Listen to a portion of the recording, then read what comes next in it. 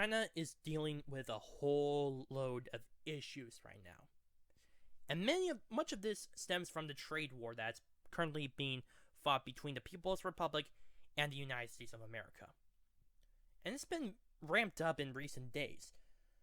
President Donald Trump has actually proposed adding additional tariffs on the People's Republic's imports, unless Xi Jinping, who happens to be China's president, would attend the G20 summit and actually face with President Donald Trump in the terms of working out trade deals.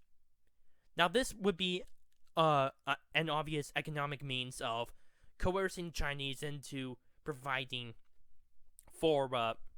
concessions to the United States. But I would say that this actually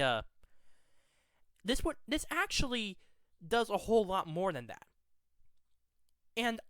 And the reason why I say that is, well, I'm looking into the Hong Kong situation. Currently, Hong Kong, at least over 1 million people are demonstrating against an proposed extradition bill, which would allow fugitives in Hong Kong to be extradited to the Chinese mainland. This would allow the Chinese Communist government to judge the fugitives and make them face justice in how the communists see fit. Now, apparently, a lot of Hong Kongers are not liking this idea. But what do these two issues have to do with each other? Well, considering that the trade war is affecting China's economic output, it's kind of obvious that there's been a lot of rumblings going on in terms of how China's doing economically. For the last few years, especially before the trade war, China has actually gone downhill. It's ever since I believe it would be back in 2015 or 16. China's growth has slowed to a dramatic rate. In fact, its current gross domestic product in terms of money is now 12.2 million. But if we look here in terms of percentage-wise, it's 6.9. That was in 2017 at least. But it has dipped greatly. In fact, back in 2018, it turned to 6.6%, and it's been dropping to 6.3% in 2019. And that has become a major issue right now in terms of China, because because of this economic pressure, it's causing the Chinese to have losing confidence in the Communist Party's ability to manage the country. I would say that it's kind of in its own way. It's this trade war is actually helping to break up the Communist Party's hold on power. In a way, the reason why I say that is because I saw a YouTube comment how this one guy actually claims that Donald Trump's economic trade war with China is relatively in the same way that Ronald Reagan fought against the Soviet Union back in the 80s. What Ronald Reagan did was that he spent much of our taxpayer money on military spending, and we managed to outspend the Soviets in that field, pushing not only economic pressure on them, but also military pressure as well. There are a lot of other factors that also contributed to that, such as the war in Afghanistan, not the current one, the one with the Soviets in it, the Chernobyl incident, and a few other situations. But all that actually, the reason why those factors came in was because of what Ronald Reagan did in terms of growing military spending, and that actually contributed to America's success in the Cold War. Now, in a way, the same thing is currently happening, with Trump using tariffs as a means to coerce the Chinese not only into a better deal, but also to beat them at their own game economically.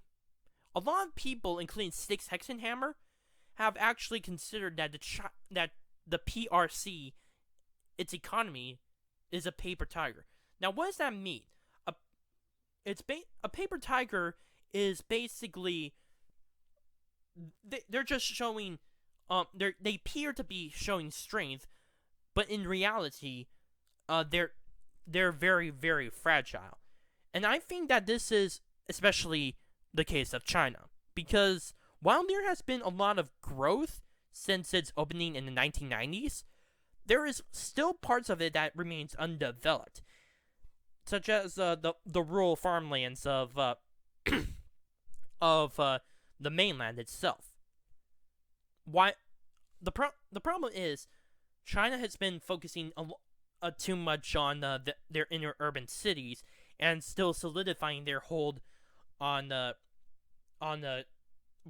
communists trying to solidify their hold on power.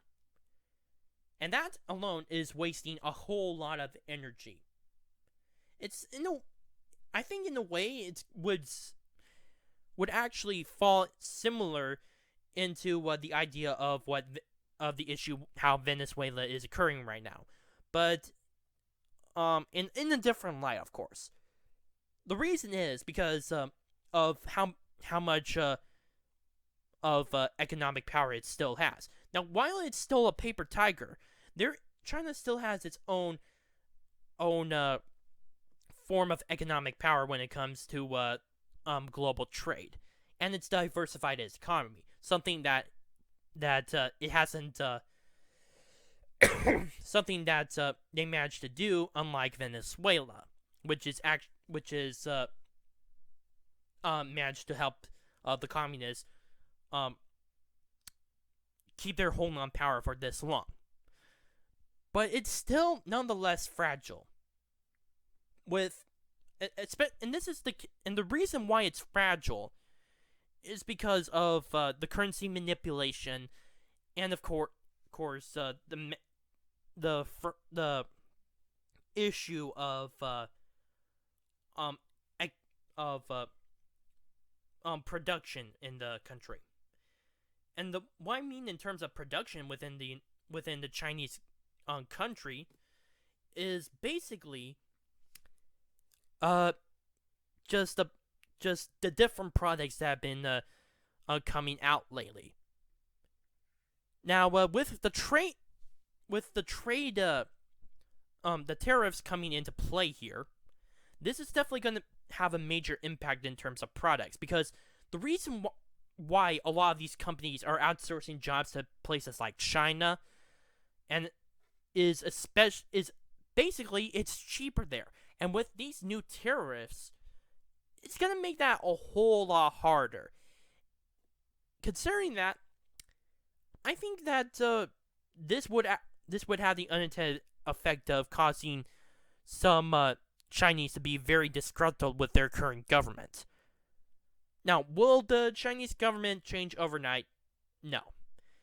It's still the pretty long process. But nonetheless, it's still a major development. China, the Communist Party of China, is trying to survive. Not only in terms of trying to destroy dissidents, but it's still trying to hold on to its lifeline of an economy. That's currently its only well-known its only known lifeline. Well, take that back. There are two lifelines: military and the economy as well. But once the economy dries up with this new tariff, with the new tariffs that Donald Trump is proposing, China is very likely to collapse in on itself, and I'm pretty sure that a lot of Chinese will demand a new change in government.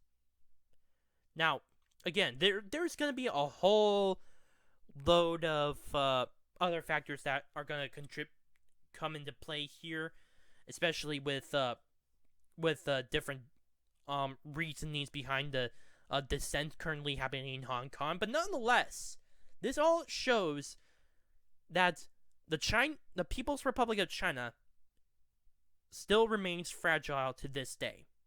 Despite it opening up, it remains the paper tiger of the world. My name is Naomi, not the Arc Truth. Please post your comments down below, subscribe, like this video, and share with your friends. And I would also love to hear your criticism about my videos, if you have any, and any suggested improvements. Thank you.